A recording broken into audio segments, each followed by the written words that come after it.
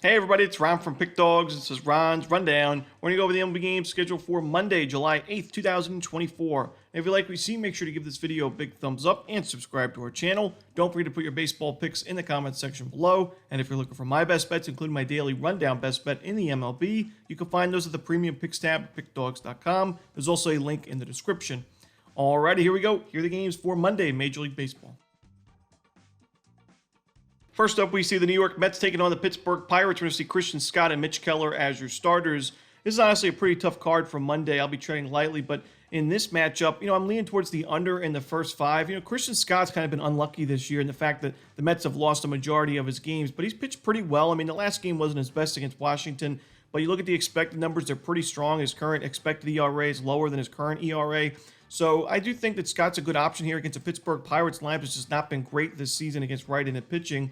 On the other side, the Mets, we know they've been playing much better baseball than they were at the beginning of the year, but their offense, especially last, I guess this series and the National Series, or towards the end of that National Series, the offense struggling, especially with runners in scoring position. They obviously on Sunday were able to find the win, but only had one run through 8 innings, made a rally in the 9th inning to grab the W, but we saw him get shut out in the final game of that National Series. I do think that Mitch Keller, while he didn't pitch well in that last game, he's still been sharp overall this season, especially at PNC Park. I think he bounces back, and I think we see a low-scoring game in this one, so give me the under in the first 5. Next up, we see the St. Louis Cardinals taking on the Washington Nationals. Miles Mikolas and Mitchell Parker are your starters. Now, we've talked a lot about how the Cardinals have not been great against left-handed pitching this year. However, they've been able to get to the lefties in the Nationals rotation this week. We saw it against Mackenzie Gore in that high-scoring game. They lost that one, but still put up a lot of runs on Gore, who's the best starting pitcher in this rotation. And then we saw on Sunday against the Nationals, they gave up DJ Hurts pitched for Washington, and he gave up in 4 1/3 innings, 5 total runs, 4 of those were earned, and 2 walks to go with it. So, Mitchell Parker's pitched well this year, but just recently gave up those 5 runs and 3 home runs against the New York Mets. He's now given up 5 home runs his last 3 starts combined. Is a little bit concerning. On the other side, Mikolas bounced back in a big way. We know he struggled mightily against the Cincinnati Reds a couple of starts ago, but on the road in that last game against Pittsburgh had a quality start. And overall, Mikolas has been better on the road than he's been at Busch Stadium. So for me, I'm going to go with the St. Louis Cardinals because I also trust their bullpen more in this matchup. Give me St. Louis on the money line. Next up, we see the Detroit Tigers taking on the Cleveland Guardians. We're going to see Gavin Williams and Jack Flaherty as your starters. We saw the Tigers play pretty well this weekend in Cincinnati at Great American against the Reds.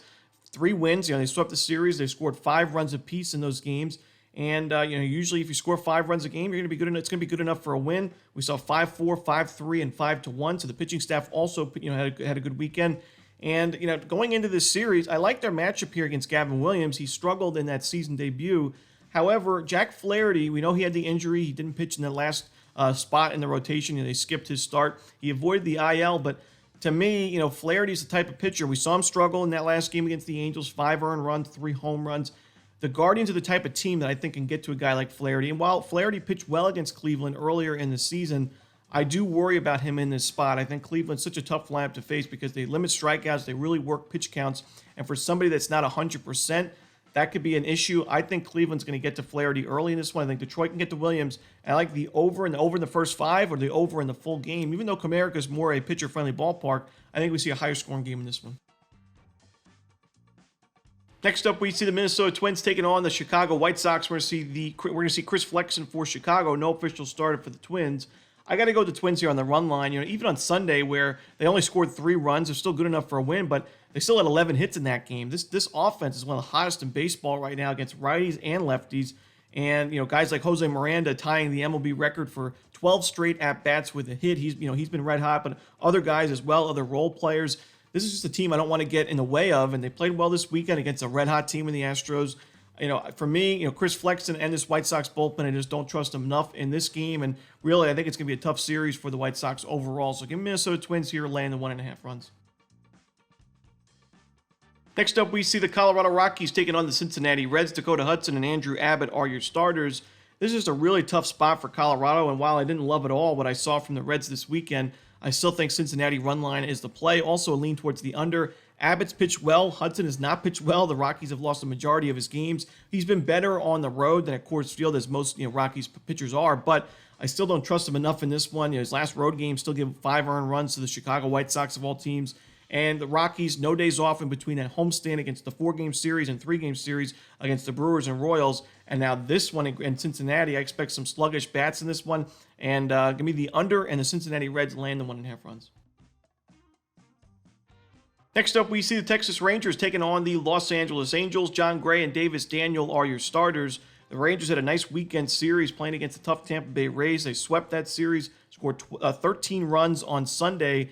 And I like their matchup here offensively against Daniel, who pitched well in his Major League debut, but that was against the Detroit Tigers.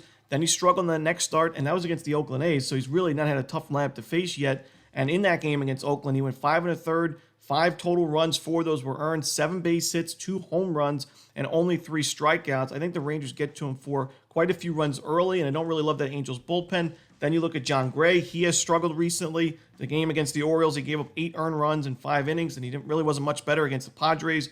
4 innings, 3 earned runs, 7 base hits, a home run again.